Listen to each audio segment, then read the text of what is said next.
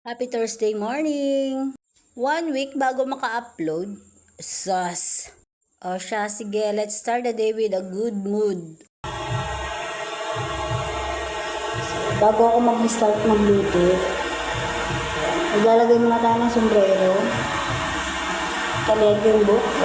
Wala kasi akong hairnet na wala yung hairnet ko, kaya sombrero na lang muna gagamitin.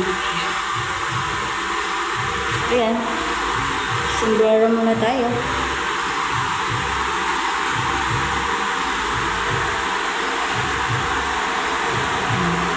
Para safe yung pagkain.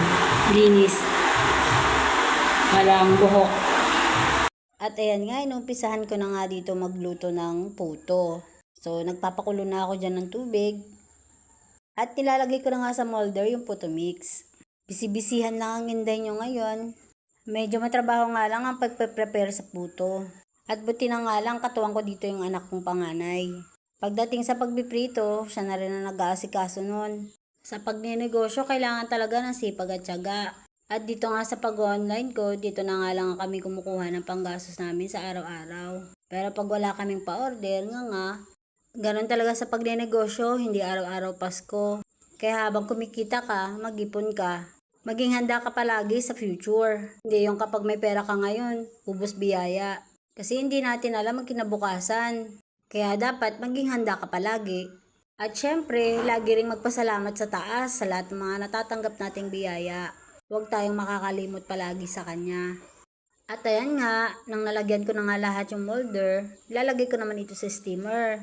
Sakto kasi kumukulo na rin yung tubig na pinapakuluan ko. Madali lang naman maluto ang puto. 10 to 12 minutes luto na yan. Kaso ang pagpe-prepare, napakahaba.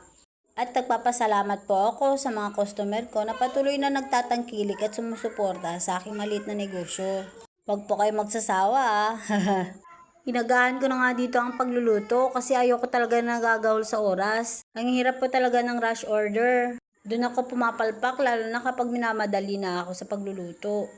Katulad kasi nung nakaraan, ang usapan namin is 10 o'clock tapos minamadali na ako kasi tapos na nga daw yung program. Kaya ang ending, pumalpak kami sa pagpiprito. Nilakasan na kasi ng anak ko yung apoy kaya ayun, nasunog yung Shanghai namin. Ako na kasi ang nagluluto at nagpe-plating. Kaya yung pagpiprito, inasa ko na nga sa anak ko yun. Ayan, ready ko na nga yung mga lagayan kong bigain. Para pag may naluto, diretso na agad. Dahon ng saging nilalagay ko kasi mabango siya.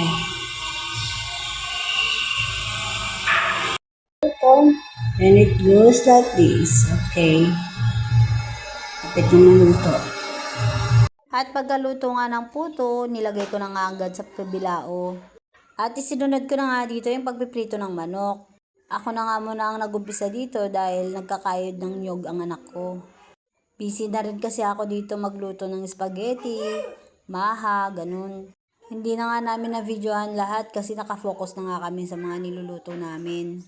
For plating na nga dito yung spaghetti. Kaya yung anak ko na ang nagtuloy magprito. Tapos na rin ako magluto for delivery na. At yun lang po. Bye-bye!